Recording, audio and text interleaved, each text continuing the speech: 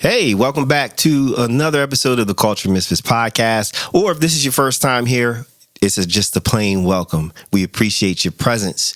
All right, I'm Brandon, aka DJ Silk, and I wanted to give you a warning. No, it's not a trigger warning. No, this is not a two-part episode. There were some technical difficulties recording this episode. The guest that I'm interviewing, Miss J. Chanel, is on the West Coast. I'm on the East Coast. So we use technology to make this interview happen. For some reason, there were delays in the recording process, and I haven't figured out where these delays happened. And I also was not able to fix them in post-edit.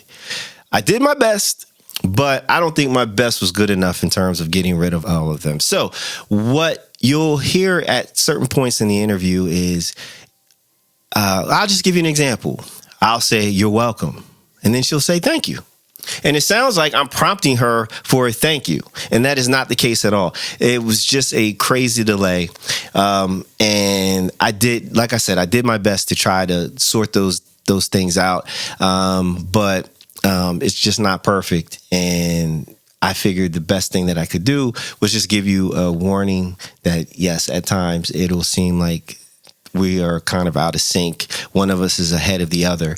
But all that said, it's still a great episode. Great interview. Miss J. Chanel is a phenomenal human being. And I know you're going to not only enjoy this episode, but you are going to learn from it and also probably be inspired and motivated and all those things. So we're going to go ahead and get to the business of the podcast.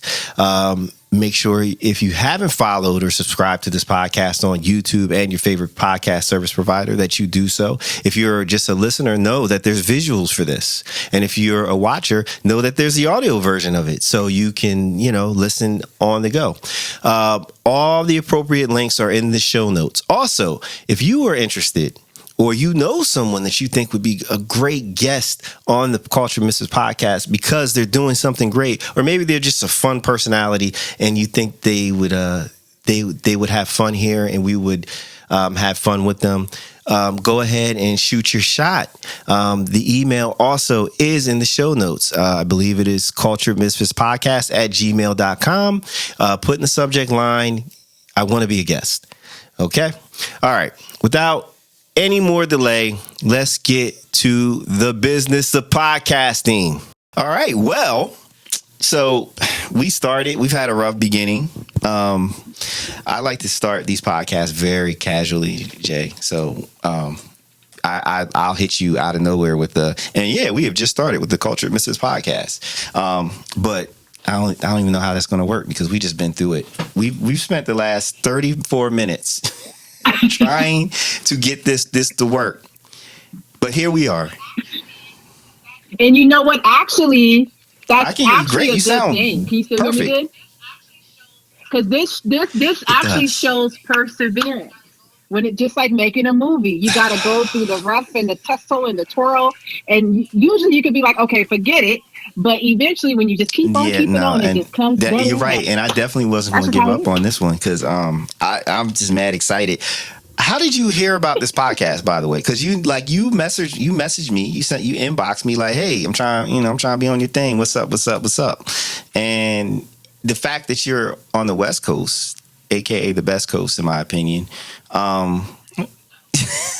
As we know. Yeah, it's like, damn, okay, we doing things. Culture Misfits podcast is doing things. We got people reaching out, and I didn't see any direct connections either from like Jazzy or Rel or anything else like that. So, do you remember how you found this or happened upon this? Or there was actually no direct connect. It was really people you may know down the thing. I wasn't looking. I wasn't searching. I just saw. I actually in a reel. I saw a reel, and it was you and another young lady. And with that reel, I was like, "Oh, this looks pretty interesting." And then I kind of looked more at the reels. And I was like, "Oh, this may be a good networking base." And that's when I had reached out to see.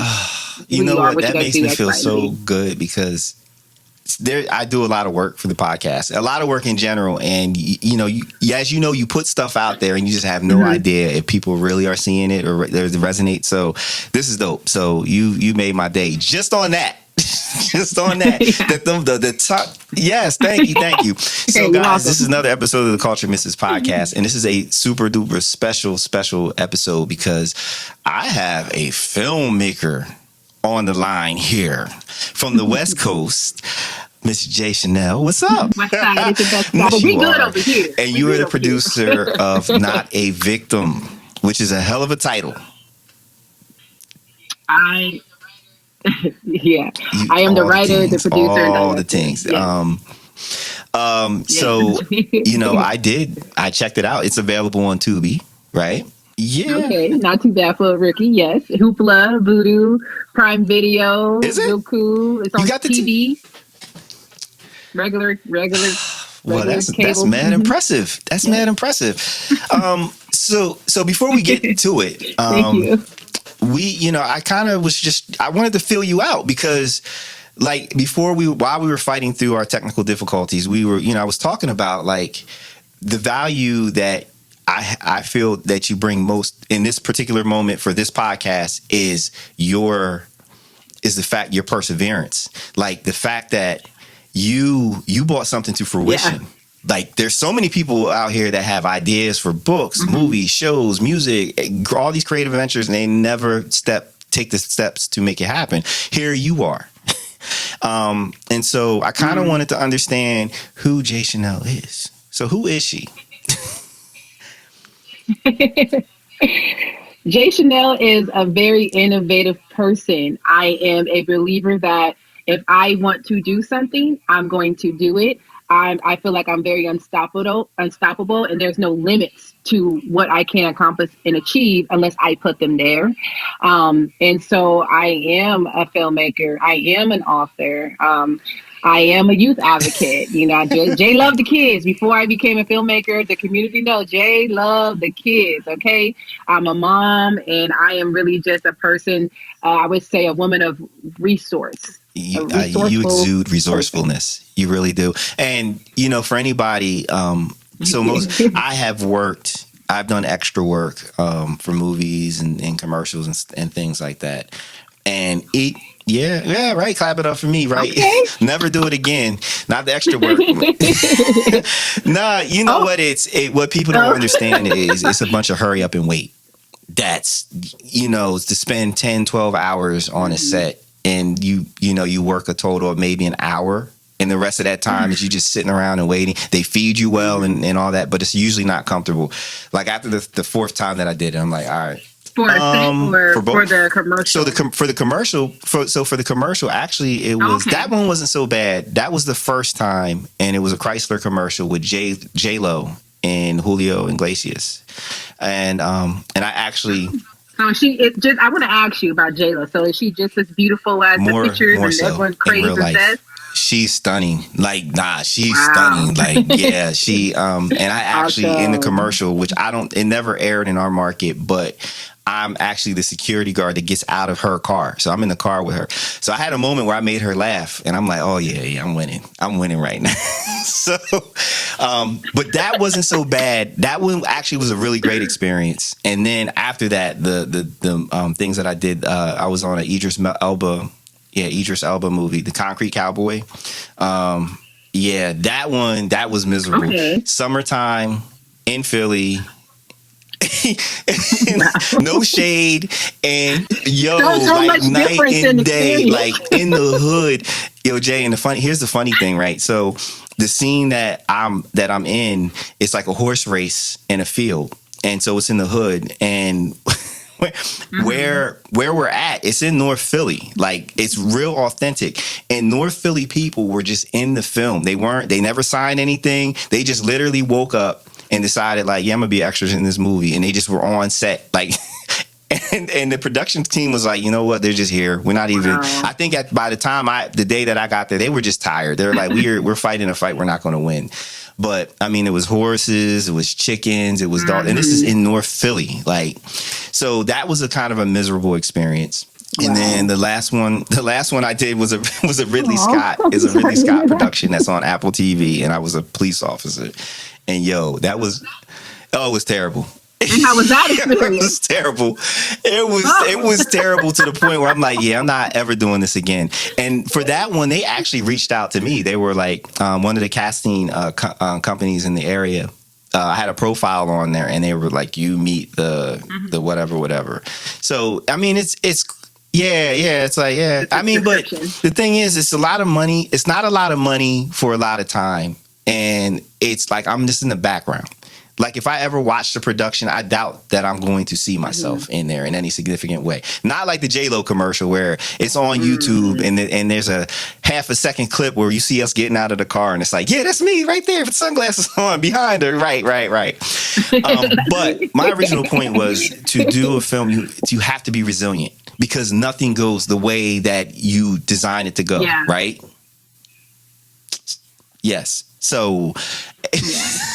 Right, people would be amazed at how much like costuming is just done on the fly, like grabbing something from this person and putting it on the person, like in the moment. It wasn't ever planned out to be that way. But you really have to have a grace and a enthusiasm for the set. You know, people that do it as a career, they don't care what position they're in, as long as they're on the set. They don't matter how long they're sitting there. They don't matter if they got one line. They don't matter if the camera goes by them, just pans by them for 2 seconds, because they have that grace and tenacity to say, this is my career. I'm going to start here. And I believe eventually I will step up on the ladder, no matter how tweaking and fine tune this takes. I'm going to be in this position. I've seen it, and I'd be like, oh, it couldn't be me. No, even on my set, you're not going to hang out. You're not going to wait till the bitter end.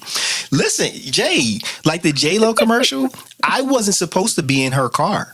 I was casted to be just in the background. I was supposed to be in the background because the treatment was Chrysler, and that's when they owned Fiat, and she was going to a concert. And they set up the whole concert venue like it was a real one. Like the people, it took them 2 days to set up everything. And so initially, I'm just supposed to be in the background like I'm in the crowd, right? And then they said, hey, we need security guards. Oh, you're kind of husky. You look like you could be a security. Yeah, right. I'm like, yeah, I can do that. So we did some scenes where she's walking down the hallway past me.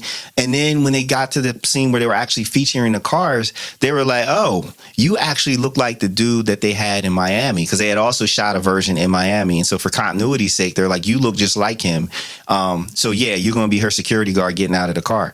And the producer, one of the directors actually had Ray-Ban sunglasses on. He gave me his sunglasses right there on the fly to wear because the guy down in Miami has sunglasses on. So to your point, me just being there and just physically fitting what they needed at that moment in time, I got to be in the car, a Chrysler 300 with J-Lo.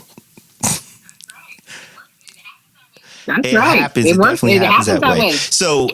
So what decade were you born? Because we're not going to give out the full age. Are you a 70s baby? Are you an 80s baby? Are you a 90s baby? Are you early 2000s? You're a millennial? I'm a millennial. I'm a millennial. I'm a 90s baby. Okay, all right. Era. I feel like you were too young to fully enjoy the 90s the way that you could have enjoyed it. But okay, all right. Right, okay. That is cool. So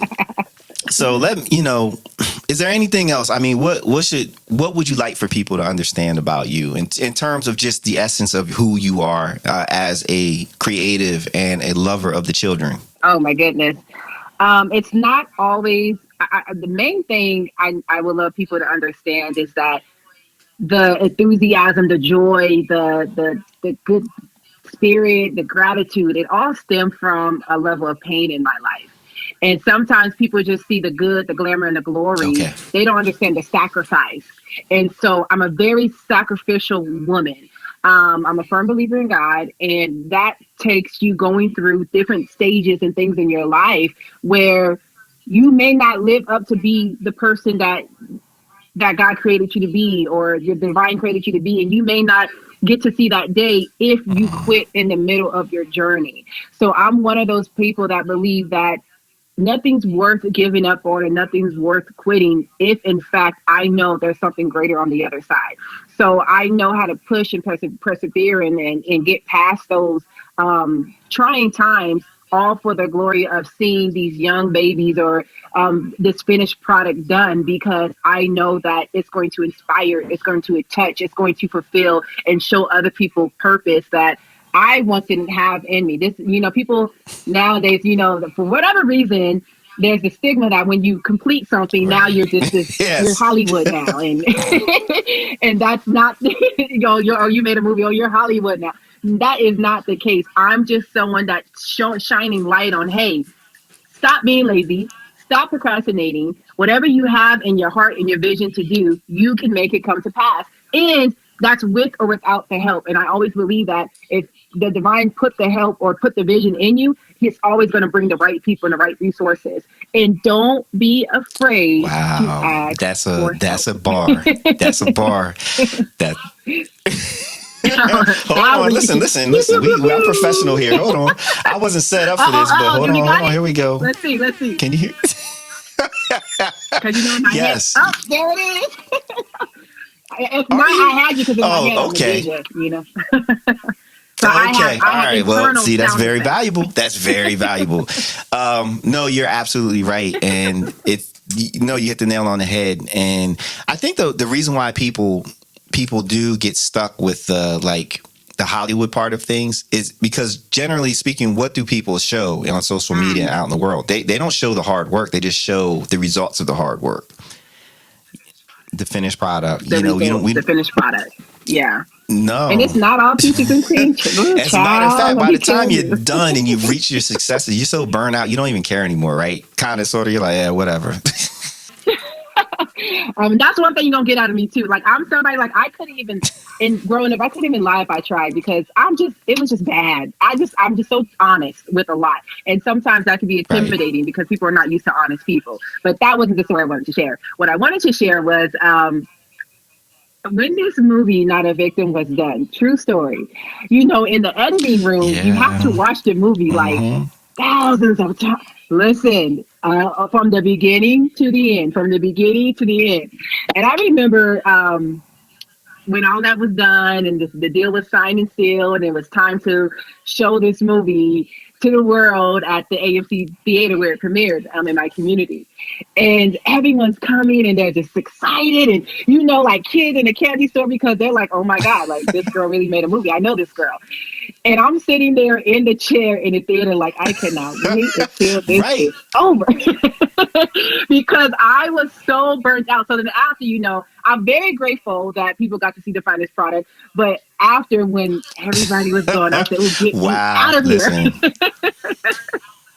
I was really burnt out, but it was a good burnt out. But it was just one of those things, like, okay, I'm ready to move on to the next thing, because I have that editing room really, really humbled me. Yeah. Yeah. Listen, it's all the things that you don't want to see. Like, everybody gets to see the finished product, but you have to live with all the gaffes, all the awkwardness, all I think the hardest part, yeah, the uh-ohs.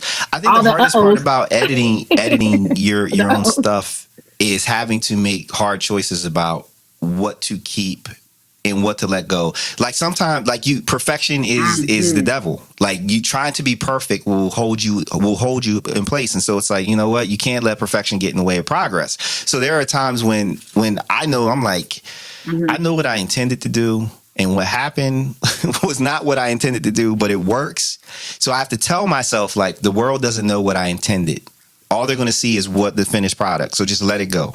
Just Mhm. let it go. So I can only imagine for you to do a whole Just let it go. film, how many times you're like, man, that scene did not land the way that I wanted to land, but it actually works, but I can't go back. Damn. You're right. Dang. Right. Got to be more Did you take a careful. lot of notes? I'm a writer.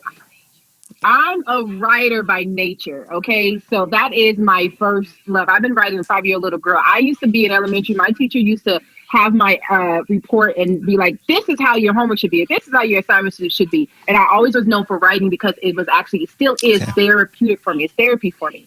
Um, so the day of the film, like, I'm noting down, like, okay, I'm not gonna do this. Next time, do this better, because I'm still on the strive of excellence. I don't believe I made it, how people say, "Oh, you made it." No, I just believe I just climbed another ladder, and I'm headed up a new mountain. And so, learning those things was very, very.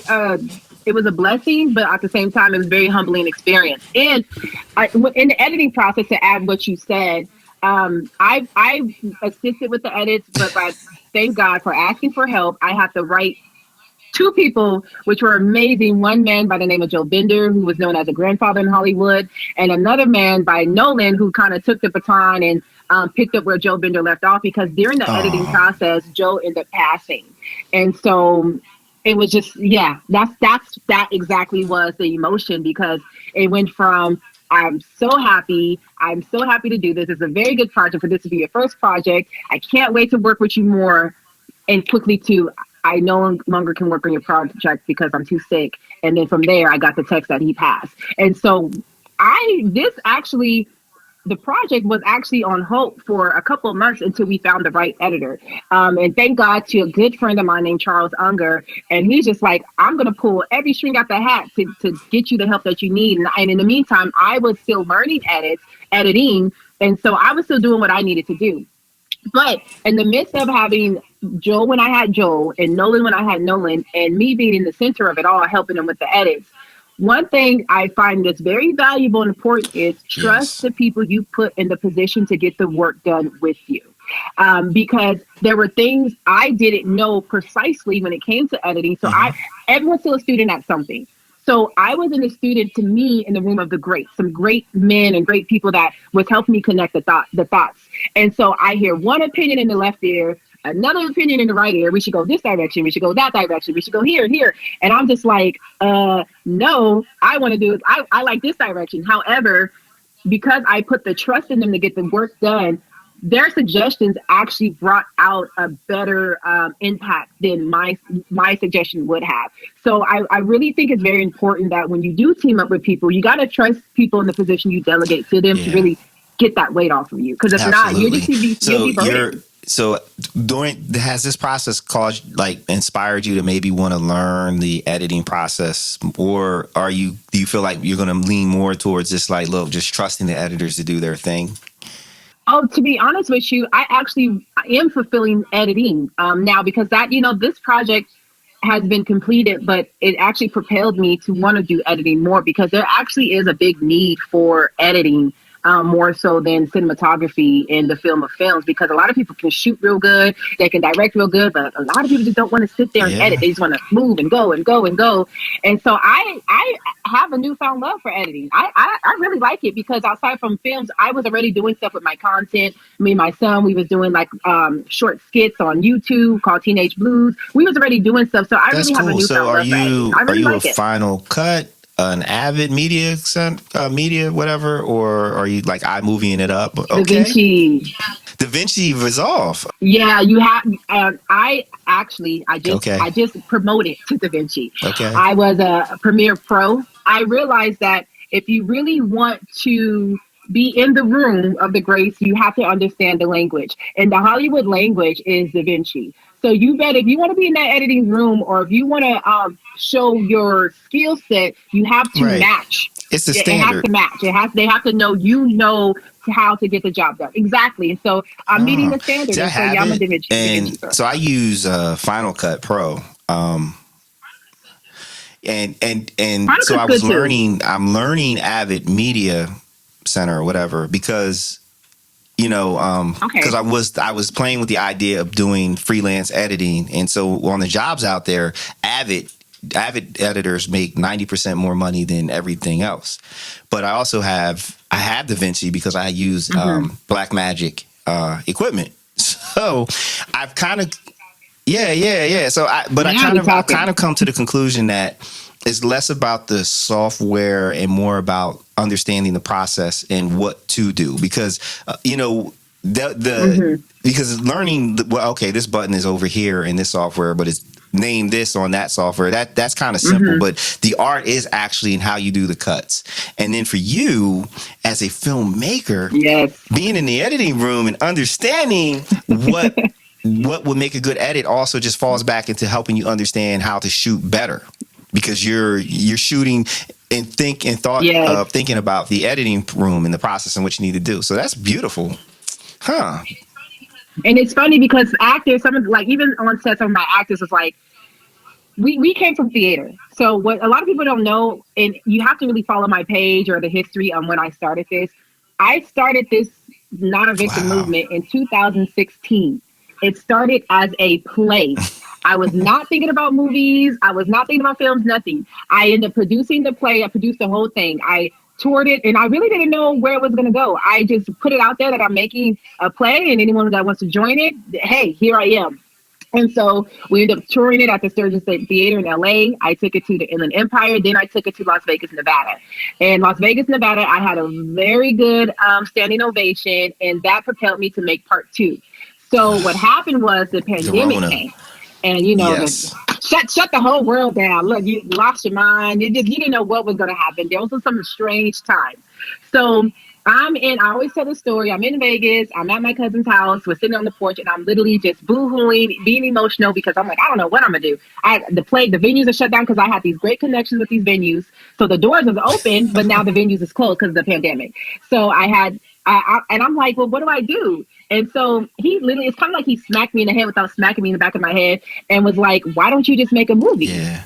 And I'm like, it's like the light bulb just came on. I'm like, you know what? And truth be told, I actually have a degree in film and television production. So he was like, girl, I know exactly that. You see, so he like, don't you have a degree? Like reminding me who I am. And that's very good in the midst of you trying to fulfill your vision, to have people around you to remind you who you are, even when you're forgetting. He wasn't hyping up my boo-hooing. He was reminding me who I am and what I really can accomplish, and like stop trying to put yourself in a box. So take the limitations off. So I ended up calling my actors and saying, hey, the venues are shut down. Let's make a movie. And everyone's like, okay. So the transition though, the transition from theater to now being actors now being a filmmaker, now you guys being actors and actress on a film set was very different. However, we stuck it through. And I think that during that process, it was really a learn as I grow type of process, because it was like, I know I went to school for it, but now I'm really doing the hands-on experience. Okay. And all right. Here we go. I'm not one who everyone said, like, there have been people like, oh, you're still working on that, or you're still doing that, because again, from 2016 all the way to 2023, it was a play. It was a short film. Then I made it a feature film. I had so much belief in this project and it was self-funded. I didn't have no investors, no Hollywood investors, no nothing. Me, my aunt, my uncle, they had a barbecue business, and we raised funds off barbecue dinner fundraisers and different other things. So I'm a firm believer that yes, I could have did so many different things, but I was so determined on, let me see what happens when I just stay tunnel vision on this one thing and see where I can go with it. Because that really tests your strength when you can give a full 100% in this one project, whether you have a million others you could be doing, but this one project could really just be your breakthrough. And I really feel like this movie was my breakthrough. That is beautiful. Hold on, let me come on, give you a little applause. Right. No, it's beautiful. It is. And isn't it funny how things can happen once you get out of your own way? Yeah.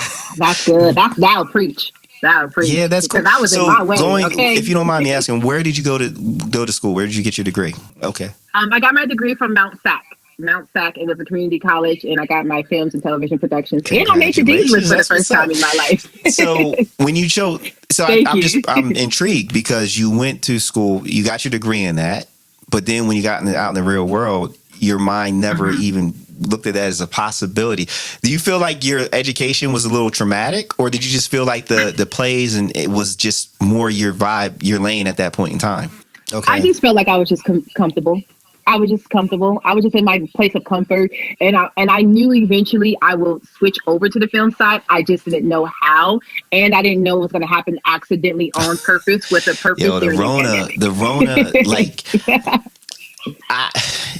it's amazing because the Rona either made people successful or broke them. And there's no in between. It's amazing the amount of wealth and success that people managed to find themselves with because of the Rona, and versus like all the horror stories, the death, the loss. Yeah. So I'm happy for you. Those were some times, and I'm just glad that we're Yeah. here now saying, hey, how you doing? You're on your coast, I'm on my coast. And this just shows the Yeah, survivor of the absolutely. fittest is saying we All made right. it in those So what tough times. inspired Not a Victim? Because to me, as I'm watching this, it felt very, very personal.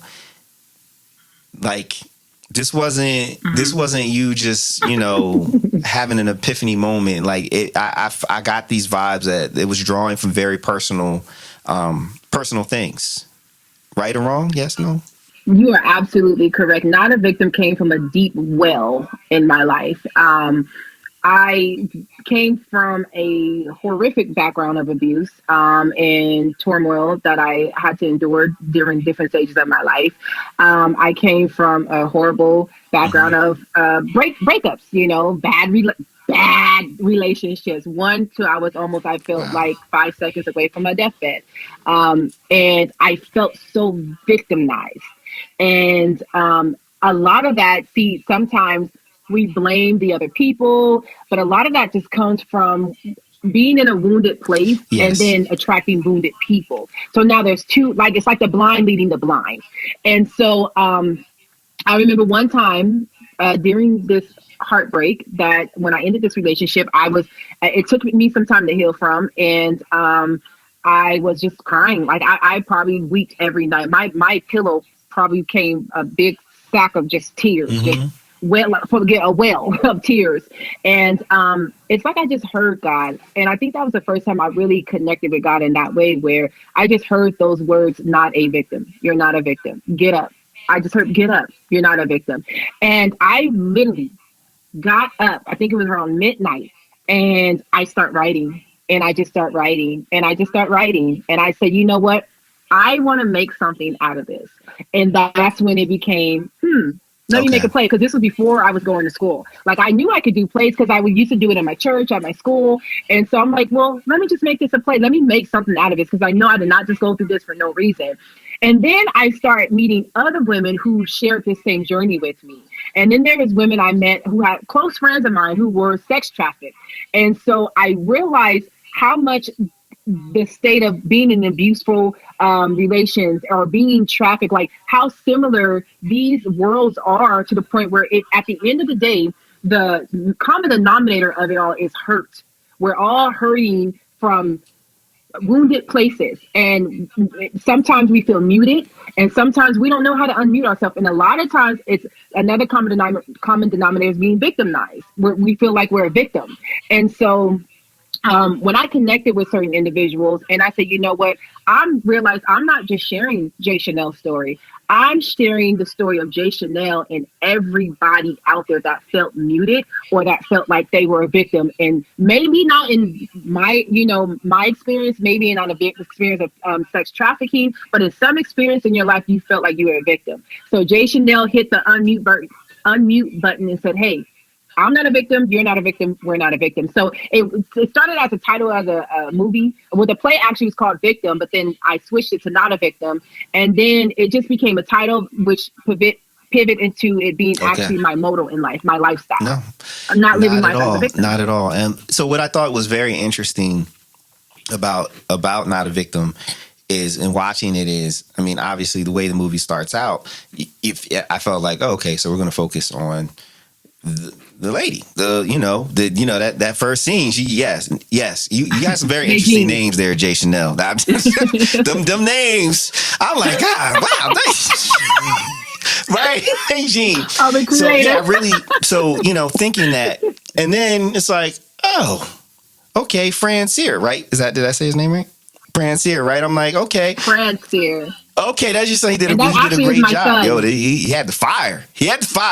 So, so I'm thinking it's him, but just my interpretation of the film, and so I'm trying to be careful not to give it away, because I want people to say, right, yeah, you gotta go watch it, right? Y'all go watch it. I feel like it was on the father. He was actually not the victim. Like, so that's what I got from it. Seeing him struggle with walking the path he wanted to be on, but constantly being pulled. in a direction he didn't want to go into. And I'm like, okay, that's where my attention focused in terms of the character development, the story, and whatnot. I found his walk very, very interesting because, okay. Yeah, his walk was very interesting because while struggling with trying to walk this path, is also he doesn't want it to come too light. Like he has he doesn't need for his old life to bleed into his new life, because even if he does the right thing, it still taints what he has now, because now you have the people that were trusting you and believing in you looking at you with the side eye like, Negro. These are the people that call you family and that call you husband, that call you dad. And truth be told, it's real life. It is real life.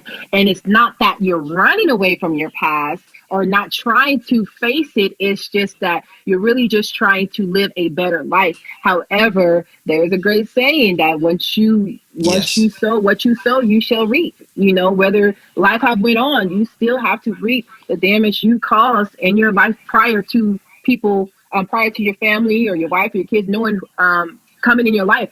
People really gonna, you really show who you are. Your past gonna catch up to you to really show. Yeah, because it feels like from what I got is he made the right decision to walk away from his old life, but he executed it all wrong because he did not shut things down. Like he didn't end these chapters in the right way. There was a lot of lingering, like, oh yeah, we're gonna catch you down the line. Like he didn't do it the right way. He did the right thing, but he didn't do it in the right way, because had he done it in the right way, if he done it in the right way, that's good. Yeah, hold on. Where's the hand clap? I need that. That was good. And get some horns too, right? Yeah, that's important, because I definitely don't want people to feel like that you can't move forward, you can't progress, you can have a change 180, but you also have to close up shop the right way. You got to board up the windows and the doors on that old house. Right. Please the blood on it, okay? And you know what? I made this film kind of like a open perspective, because you gave a great perspective of the father. And then I heard great perspectives on the daughter. And then I heard great perspective on the son. And then I made the ending to where, now it's just, I let you put the so that was a question that I did have for you is like, so are we gonna have like a Fast and Furious, like 10 movies? Because it feels like it could go that way, right? Listen. I'm not saying 10. No, listen, we ain't doing that now. We ain't doing the 10s and 20s movies. But I will say this. It may not. The story, honestly, if you really, really pay attention to the beginning, and then when it goes to the backstory, it kind of really tells the whole story. And I did it intentionally like that. It shows what happened to Meijing, why it happened to Meijing, which was the daughter. And then at the beginning, it shows the completeness on the family support and love still through and through these trials. This man, the leader of the house, is putting them through. I'm learning that sometimes everything don't need a part 2. Everything don't need a sequel. Everything don't need another moment. Sometimes. And listen, and look, I'm just pouring into you because I love your light. I love your light. You love your energy. And I think there's opportunity here in that, there's plenty of prequel here. There's plenty of prequel. There's plenty of breaking down and developing Meijing. Like, how did she grow? It's coming from a rather solid family, right? Getting to a point where what happened to her that put her in a position to get her to make decisions to put her in that position? What was it? How did the dad get to the point where he was doing the things that he was doing with the people that he was doing them? So there's a prequel. What is it about the mom who is pretty tolerant, considering everything, the turmoil that's going on about? We didn't even really get a good story. You know what I mean? There wasn't a lot about her. She was supporting the situation. Like, so what happens to the little boy? Like, so there's a lot of digging. So, like, just everybody. What happened to everybody? I know, with Prince. Like, what did Prince do to her that? Listen, She was right. But she can't let the dead bury the He's dead. gone. My grandma, he gone. Oh. God rest his soul. But that's a character when it is herself. But okay, to get back to the point, not everything do. I would say I think Mm-hmm. eventually I would spin the block back, but I'm also in a position and place in my life where Okay. that was just my stepping stone. But there's so much Good. more coming out of me right now where I'm going to give that some breathing room. And when I do circle back, you will get the answers and it will make sense how it needs to make sense. However, I am given that vision, but I also do want to show the other parts of me that now Okay. exist from that moment, No, you're because I'm right. more than And just you're in a that different place movie. emotionally, So, right? You're in a different place yeah, so spiritually, intellectually, emotionally, yeah, creatively. yeah, because that again, this movie was filmed in the pandemic. So this was in 2022 that we filmed this. We're now in Right. 2024. It's a Okay. whole different ball in the park for me right now. But I'm not. That's my baby. I There you birthed go. it, Okay. and I'm gonna grow it So in up. terms I'm of gonna grow the it up. actors and actresses, well, no, we're just gonna say actors, right? How much hmm creative license did you give them in terms of playing the characters in the way that they played them? Were you tight about it, or were you like, hey, make this your own? At first, and a majority of the actors that was in there, Okay. they actually was with me during the play. So they kind of developed their character on their way because it came more natural. Um, I was very sharp at first because I knew what I wanted. I no, I sound like this. No, Yes. say it like this. No, you get what I mean? But then I had to realize I have to breathe just like a child, right? You want this child to not be hurt, not be harmed like a baby, or when a baby's crawling, you got to redirect them. But sometimes, again, back to the breathing room, you got to give them breathing room to bask in that becoming. And so, as a upcoming filmmaker who's still learning the game, I realized that you got to let them develop this character in a way where it's so natural to them versus rehearsed Yes. because they're trying to please you. And so I think that really helped all of us with the smooth transition and developing all these characters. And truth be told, me being Okay. Maygene on the film happened by accident. I actually had somebody for that role, but it was a pandemic and the dynamics changed and no one was trying to come outside like that. And by the grace of God, no one on the set got COVID. It was a very, Okay. very clean, sanitized set, and All right. they ate real good. Okay, and so hopefully when if they are ever interviewed, they Right. won't be like Yeah. he's like it was a No. horrible No. experience. No. Yeah. No, that no. It was honestly from beginning to end just such a blissful time together and a beautiful experience. And so I'm not an actress. I don't consider myself an actress, but what I can say is I'm You did someone who well. got the job done. But it was just so funny because while all the other characters around me are so developed, I'm over here like, okay, cut. Let me read my script. Let me see what I said. Let me see what I wrote. And I'm the one that's having a hard time, and they're actually helping develop No, it's me. a It was beautiful so funny how the thing table because turned. that's another experience that just plays into your growth as a producer, director, writer, and even editor. Because you know the more you understand the science behind doing Yes. certain things, the better you are at being able to support it or at least prepare for the work in the other areas. So Yes. in this story, who do you feel like had the biggest struggle in terms of their life? I want to say the dad because you see a man, and I feel in society, men have so much. They're up Hmm. against the wall with so much, and they're trying to maintain. And when you see a man that's not giving up on the family, whose family's not getting up while still fighting his demons, and while still trying to remain the man of the family, that's actually a blessed thing to see because I feel like the mom saw enough, did enough, experienced enough Yeah. with this man to say, I'm done.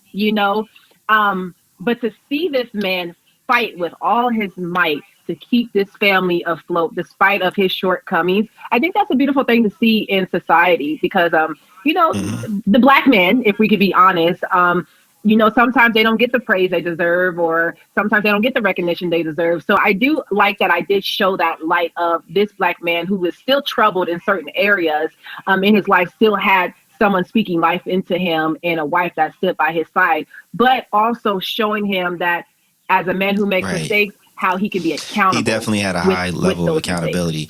And you're right. And I feel like just as a Black man and just watching how in social media, like we've seen all the things about dating and the Mm. expectations and bring what you bring to the table and stuff. Oh my Right. God, All what you these got to bring things. to the And it does, table? there's a sense of utility. Like, it's like, what needs are you Yeah, going to fulfill, and whatever you get from me that's just, you're just lucky you're getting it. But like, what are you providing? What kind of lifestyle are you providing? Protect, blah yeah, blah blah. And then you have, right, yeah. You're the right. man. You're the So man. it You're was the man. interesting, like Yeah. Will Smith in his book, there was a section, he told a story about his dad. His dad was abusive, he was alcoholic, he had all the things, he had all the struggles. But one Mm. summer, while Will was working with him, they were in the basement of a supermarket trying to repair the refrigerating system, and he watched his dad Hmm. see a rat carcass, move the rat carcass with his bare hands, and then lay his head where that carcass was in order to get into position to fix the refrigerator. And it occurred to him, he's like, man, this dude is Hmm. doing this to put food on the table. And then we're getting on him about not being loving or whatever at home. It's like, yeah, you got to pick your poison. Like, you can't have it all. This dude, so that was a beautiful point, and it kind of Yeah. highlights what you pointed out in terms of the struggle of the father. So, who was the other person? Who were you going to try to tie Hmm. this struggle with? Okay, and, I and would for say what? Prince here, Why? because I would say Prince here because now we see a young man that eventually will Ah, be a man.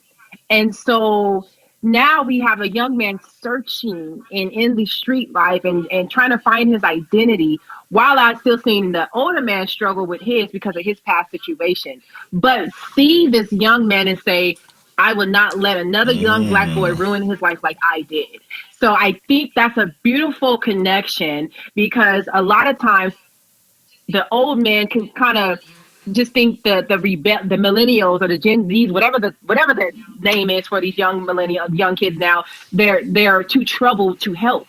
And instead of looking at this young boy being too troubled, he saw himself. So it's more so, I'm going to help you in the midst of your confusion and what you're going through, because I was there. So it's a beautiful experience when you see an older man that goes to a younger man and say, hey, I see you, I was there. And although the younger one don't want to hear it, they just want the answers. I think that's where it all stems from. Before right. you became a man, you was a young man, and you may not had all the answers or got the answers that you wanted.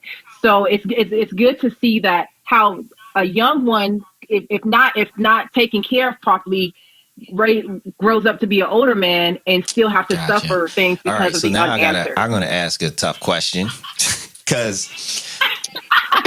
so I Okay, need to I'm ready. understand the wisdom here, writer, producer, crit. Why Uh did oh. they not give that young man some money? I'm like, he got jammed up. He was like, yo, how can we help you? Can I get some money? Nah, you gonna be all right, kid. You gonna be all right. What happened? Why was no dollars given up? What was your thinking there? What was the approach? I think I've been watching that movie 5,000 times. I No, better she ain't know. I giving think no she even money. I giving was him like, five yo, that's dollars or fucked up. something, right? Like, they were like, oh, he looks like he needs some help. No, she did, Did she? because I she said I'm gonna said go back. here. Okay, because I feel like he She didn't. did. But even still, because let's bring. I don't know how it is on your coast, but let's bring it Mm-hmm. back to home on the West Coast. There's a Yes. lot of scammings and a lot of young boys who do things just out of habitual ritual. I call it habitual ritual because it's not that they're not. I feel like as you could walk to strangers and ask for money, you have that same creative ability to go work and do something that will be more substantial than just going and Yeah. asking these people for money. And so I feel like maybe that was written to show that You can't depend on, Yeah. people just because you're young and you look lost that you depend. Because again, you have the stigma of being a young man Yeah. trying, you need to figure it out. And I feel like I made that relevant to society of don't ask somebody for no Yeah, money. he was Try fine. He to was figure out how figuring you it can out. make He it was yourself. jammed up. I'm pretty sure. I'm pretty sure he was giving no money Man. because I laughed. Yeah, he He's didn't. not gonna let that go. You're No, he probably didn't give right. him money. I'm not. But during the filming process You might of have it, edited it out. she You might gave have him edited. five That might dollars. have been I edited think we out. end up. I'm just about to say that it Yeah, was cut out. because it It was was cut weird out. It was cut out. because in that he's like, all right, they had that interaction, and then the dad felt compelled to go back, and I'm like, but you ain't give him money in the first place. Like, what you do? Right? I get it now. Because I get again, it now. I because get I it think now. yeah, but but during the time, but giving somebody help versus giving them money is way more important because how do I know you're not out here on these streets taking drugs or doing, I don't never want to be an I enabler of somebody's I get dysfunction, that. I get it. But you can and do both, so right? You can give some go money and ahead. then help, right? No, You can do a little both. I He said, "Man, get that young boy some money. You I would have gave do him no money when I without no have it question. Is that what you're saying?" because no, and it's That's because, and I right. understand your point, right? Which is you don't want to be an enabler, right? But also, I don't want to enable someone's descent into desperation. Like, so if you have a drug habit, right, it's better that you ask for money Hmm. and go get high than start stealing and doing damage with even more destructive. You know what I mean? There was Great actually perspective. my friends, Yeah. one of my good friends' dad, who was in Vietnam. He ran into one of his platoon buddies, and he was in a bad way. He was in a bad way, and he Hmm. straight up was like, "Look, I need X amount of dollars because I'm going to get high. I'm going to overdose. I'm going to die. I've had enough." And the guy gave him the money. He was like, "Yeah, all right, Wow. good luck." because it's like, look, he's a grown man. Like, he can't be saved at this point. He's so down and out. And so I take it as if I can give you a couple of dollars to escape, not that I condone drug use or getting drunk or abusing alcohol, but if I can't save you, I can't pluck you out of your misery. But if I can give you a couple of dollars so that you can have a few minutes of escapism, I'm gonna give you a few dollars of escapism. Whether it's you're scamming, whatever. If I got it and I'll give it to you, and I just go about my business. So that's me. But I understand where you Hmm. come from. Hmm. I think Yes, just in all, it's just about in discernment. general, Not in regards to the movie, but just in real reality in life. Like it is. It just is. good But discernment. okay. I'm not surprised by your answers about who had to struggle the most. That was really interesting though. So you're working on other projects. Is this what's happening? Is this what's going on? Okay. Do we Of want to preview course, anything? Do we of want to talk about course, anything? I What's am. happening? Damn. No, no, no. I would say you guys just stick with me, continue to just follow me and stay connected and you will be given the opportunity to see the beautiful things Okay. that comes out of The Jason next now. Jay Chanel and The next, and the her next. handle will be in the notes of the podcast. So, but what is it on Instagram? Yes. It's at JJAE.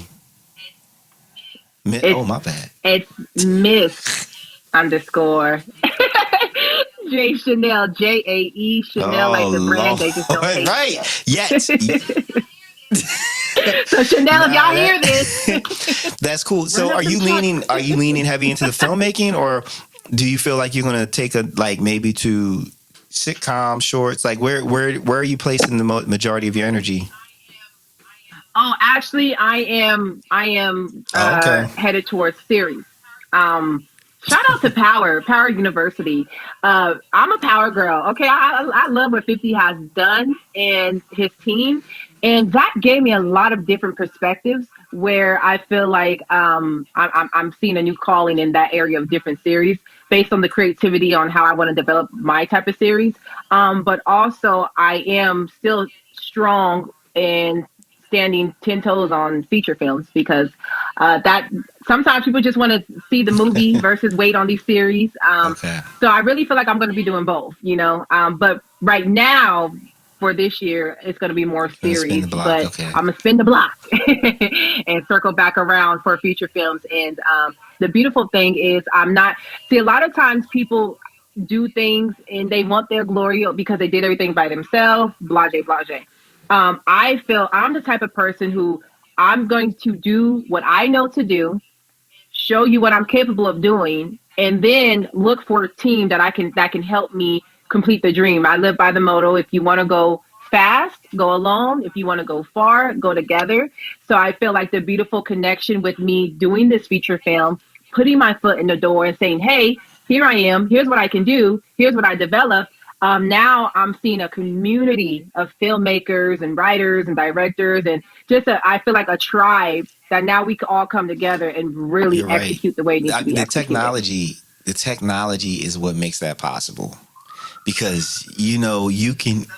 Yeah, Mm-hmm. right. I mean, Pick you this up with literally technology. can do a feature film using an iPhone and a gimbal, and distribute it. Yep. And you don't. Mm-hmm. There's no gatekeepers. Which sometimes I argue that we need gatekeepers. We need people to kind of be in the way and be like, I agree with because that. there's a Why do lot of you trash say out it there. though? Just yeah, no, it Short is. point blank period. It's. I mean, these projects. It's energy. It's energy. It's frequencies. It's vibrations that we're putting out in the world. And so when we talk about Mm-hmm. how like messed up the world is, not gonna lie, there's a lot of messed up people putting a lot of messed up content and it's spreading out there. So we don't have the adults in the room that we used to, and because we don't have the financial barriers either. Like for example, just in the music space, when I first started DJing, I was spinning vinyl records. So Mm-hmm. vinyl, it doesn't cost that much to Mm-hmm. press up vinyl, but it costs a lot to ship it around the country to people. So you needed money, and you needed, in order to get the money, you had gatekeepers, and you had people that was like, "Yo, nah, that sucks. That's not going to get it. Nah, you need to make these changes or whatever."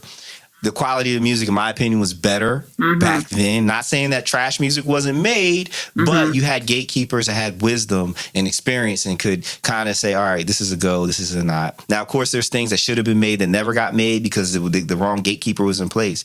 But now, when you have the ability to do, Mm-hmm. you and I could make a song right now, and it could be distributed tonight, right?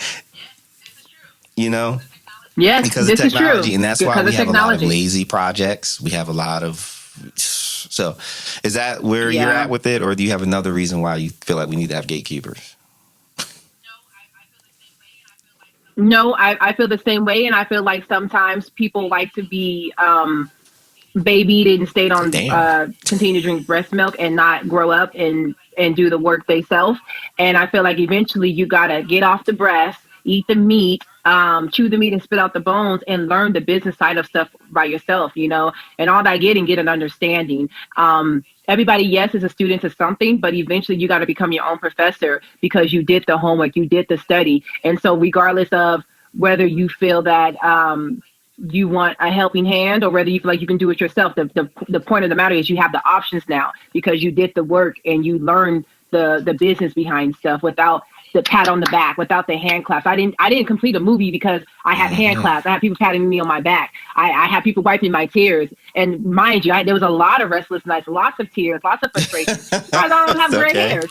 But the point of the matter is I didn't allow that to stop me because I had such a bigger purpose and I comprehended that I'm going to fulfill this through every tear, every turmoil, every pain, every misery, anything that I got to go through, whatever, I'm going to get through it. And I'm going to learn this business as I grow. And I was perfectly fine with becoming a successful failure with this whole process. I was perfectly fine saying I failed at this, but it's okay because this is where I learned. And I didn't take from that. I wasn't acting like, oh, it was all perfect and glamorous. No, I See, failed and a that's well, you lot of learn way more from times. failing than you do anything else. One, like you don't learn much from winning. You learn everything from failure. I don't want you to miss Hmm. the point that you're working in your purpose, and that in and of itself is the blessing of blessings. And there's a lot of people who do. You're Yes, welcome. There's a lot of people yes, who thank you. have not yet figured out or identified their purpose, which is why they don't want to do the work. Mm. Because once you figure out you're like, it's like when you're in love with someone versus when you're like just in like with them or whatever. Like when you're in love with somebody, you'll go through the trenches. You'll do a whole lot of things you wouldn't do, right? Man. What you wouldn't do for somebody that you just liked or you were just okay with. And I find that a lot of people are chasing money. They're chasing the wrong things. Sounds like to me, you're chasing the creative energy that you have. You have these stories that you need to get out there. So as you said, you're willing to be a successful failure. There's no such thing. You're just successful. Like if you're doing what you want to do, then you're not failing. You're a success. Whether one person watches it or a million people watch it, the fact that you were able to bring to fruition what you have in your head, that's success. So congratulations. Yeah. Yeah, hold on. Yeah. Thank you. So what? One of them people in there is my for grandma real. cheering for me. God rest her soul, but I could just always hear. I actually have a picture of her, and she's clapping and she's looking, and I always say that kept me going, that momentum, because she always been the first person to clap for me. So anytime I hear the hand claps and cheering, I always hear grandma's voice. This is actually her chain that I kind of never ever take off. But yeah, that woman was my prayer warrior. Mama gave me that chain. Right. Oh no. I'm gonna be praying. No, that's beautiful. Knock them out. So what advice do you have for anyone who thought about like creating content, sharing content, but hasn't started yet? What's the one thing you would instill in them? Exactly what I tell everyone is, whatever you start, finish it. It's literally the simplest things that we make so hard for ourselves. Finish what you start. And if you start it and don't finish it, then you was never serious to begin with. Because again, you don't need motivation when you are inspired to do something. You don't need no voice to motivate you. You don't need no spouse to motivate you, nothing, because you're inspired to do this. And anytime you live in a place of inspiration within yourself, that's inner within yourself, that means I'm going to get this done. So I just encourage everybody to live in the reality of completion, period. Don't just dream. Sometimes we just need to stop dreaming. Stop dreaming, wake up, face reality, and face it head on, saying, hey, I see the end of this road and I see the light is green, and I'm going to make it through, all the way through, no matter what tries to stop me or detour me. I'm going to go straight to that green light. So that means I'm going to keep going through my purpose on purpose. And so I just feel like, we just really need to live in an era of completion and stop dreaming all the time. Wake up. Yeah, listen, wake up and get the job advice. done. Hold on. Clap it up for you. But even I think, and so I'm going to piggyback onto that notion. And I think it's very important for people to also understand that once you have identified the big picture, like in Jay's case, I'm going to do a movie. I'm going to make this into a movie. Now you have to bring it back to just steps. Because if you look at the big picture, it's going to be overwhelming and it's going to seem impossible, because it's like, how can I go from I just had this idea to actually having a movie that's on Tubi and Prime Video and on TV and yada yada? No, you have to step it out. So okay, I need to write the script. You got to baby step. And even writing the script might even be too big for some of us. And it's like, let me just do page 1 today. That's it. Baby steps. You start there, and like you said, be consistent, but keep going. Be consistent. What do they say? Keep going. Committed, consistent, yes. committed. And there's another. That's the 3 C's. But it's like, the journey of 1,000 miles is the same as the journey of 1 mile. It's just one step at a time. It's just the number of steps. That's it. And please, for the love of God, don't be so prideful where you're an I team, like you cannot ask for help. Don't be so set in yourself where you feel like, see, I don't ask people for help because they let me down. Well, you're actually letting yourself down by not asking for help, because as much as we say the wrong help and the wrong people and people let us down, it's as much as we have to understand that the right help and the right people that will have our back and hold our hand is out there. I feel like who you are and what you let out your mouth and spew out your mouth, you attract. So if you know that you need help in certain capacities, stop telling yourself, oh, I'm not going to ask for help because people are going to let me down. No, switch that. I'm going to get the help that I need for whatever project or whatever assignment, whatever creativity that I have. I'm going to get the right help. But in the meantime, I'm going to continue my momentum. And like you said, continue to take the steps one day at a time. But I believe the right help will help me Yeah. to get No, me that's where I need to grow that's and where I wise need to go. words. And also, let's remember that sometimes the help we ask for is not the help that we need. You know? Yes. There it is there. Sometimes, Thou yeah, preach. I might need $10 from Jay, but Jay only got $2. Guess what? The $2 helps because now I only need 8. Yeah. I can't be disappointed that she didn't give me the whole 10. You know what I mean? Now you So only need it is important to understand that difference, the nuance between that. Not everybody's going to make it all the way to the end with you, and you have to appreciate whatever energy they put into you, even if it doesn't match what you were looking for. So that's beautiful. So, Yes. Where can they watch Not a Victim? Where can they see this, watch this? Not a Victim is streaming on Tubi, Vudu, Prime Video, Hoopla, Roku, and on regular channel. I don't know the channel because I don't watch cable, but it is on regular channel. All right. And how can they follow you? What social media outlets are you using? I am on IG. Follow your girl, Miss J Chanel. I also do have a Facebook, but if you really want to stay connected and in tune with me and giving first dibs on what I have coming up next, IG is the place to go. But if you do want to follow, if you're a Facebook person, which some people still are, you can follow me on Facebook, which is just simply J Chanel, JAECHANEL.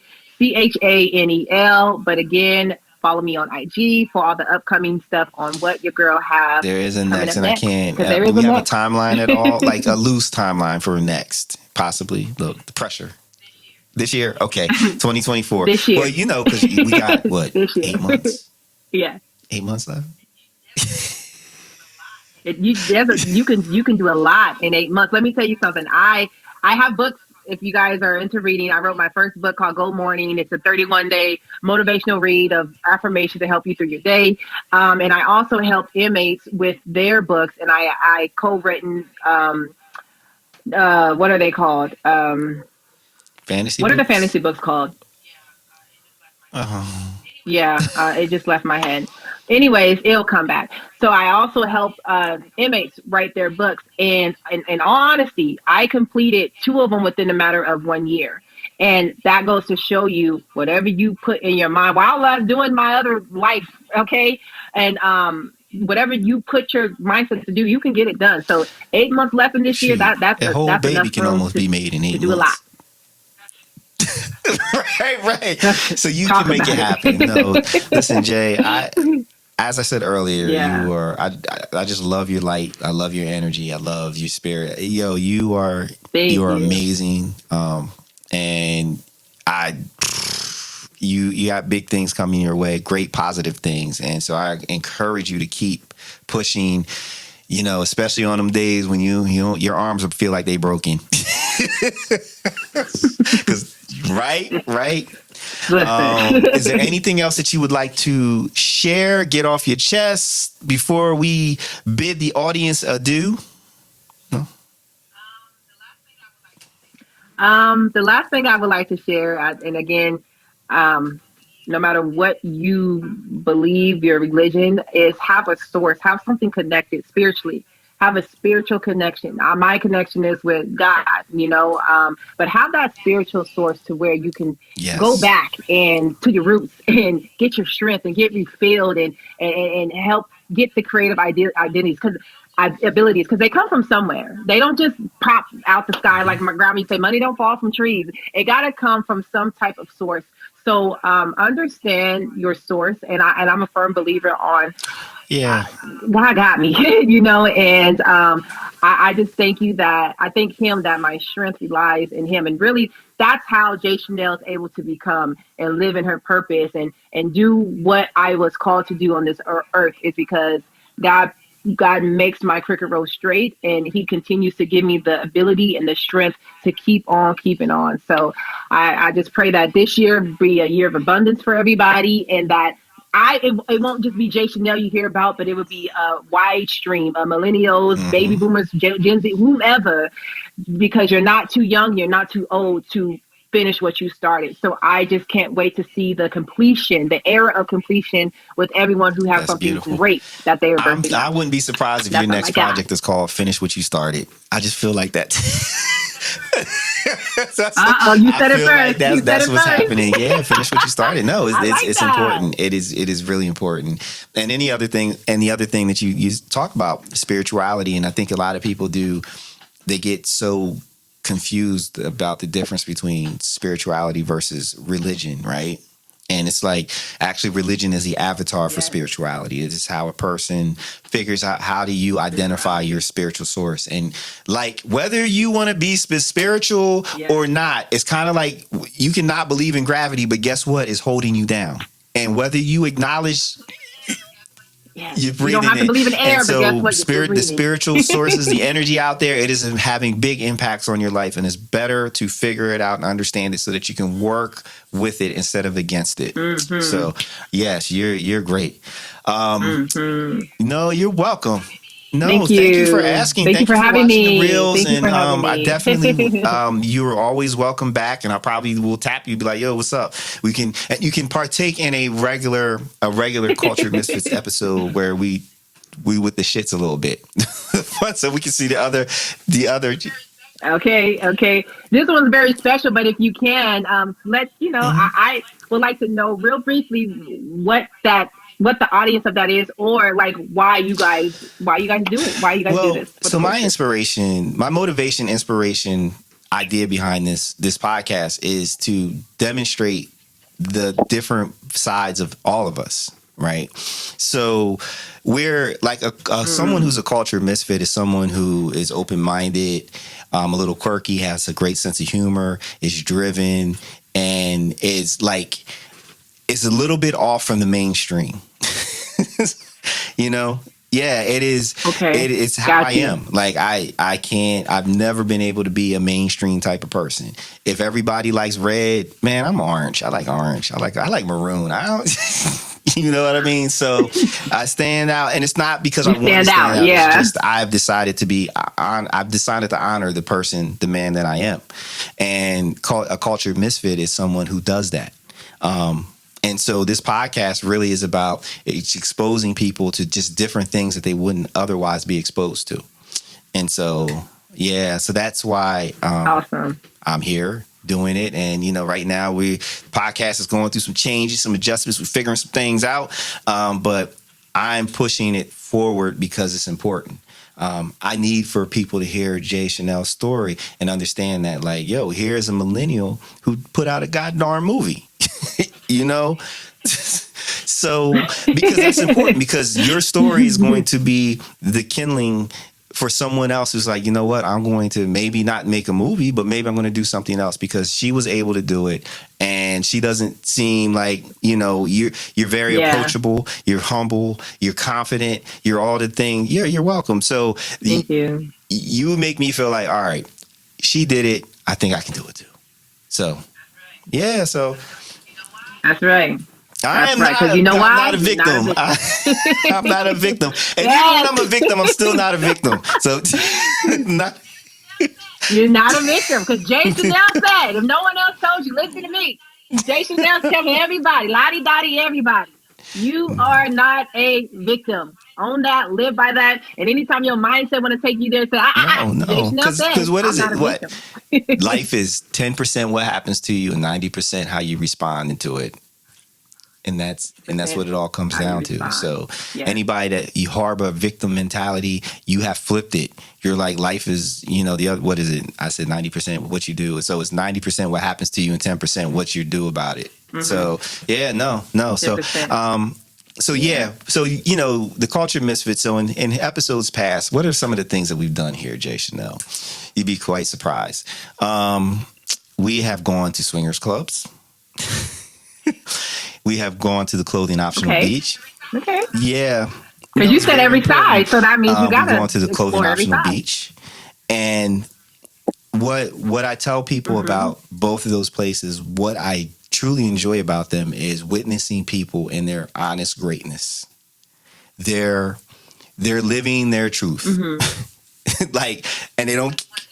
That's what it really is about. That's what it's about. In a non-judgmental place. Like you go to these places, it's just not you're not being judged. You're just being who you need to be. And to be in that kind of energy is infectious, because like I love seeing people happy. I love people being great when their moment. So we've had, you know, I would like to focus moving forward more on like travel information, cultural events. I want to expose my audience to different parts of the world and how they get down. Even the West Coast, exactly. So the West Coast, because I have the last time I was out on the West Coast was had to be like 20. I was there 2014, and then I did the Bay and Los Angeles.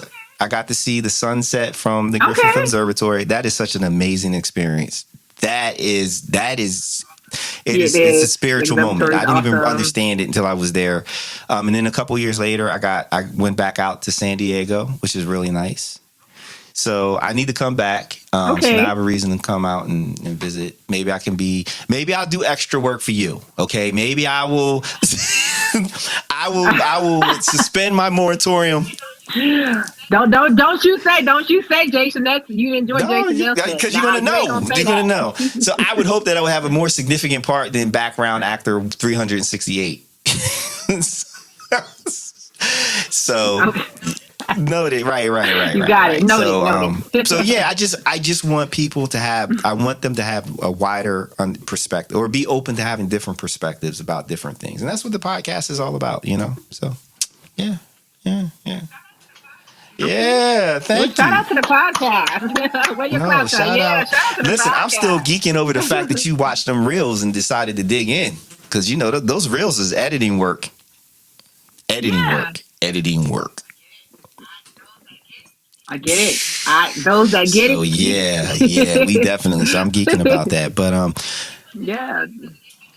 So keep putting it out there, because again, Ava DuVernay may one day go on Tubi and see Not a Victim. Yes, you just don't know who's going to see how this manifested that. You just don't know who is going to see you and your best at your best in your potential, or even see the potential of you and say, hey, I can make this person greater than what I see right now, because I see the potential. And that's what it's about. It's not being perfect and showing perfection. It's showing your potential.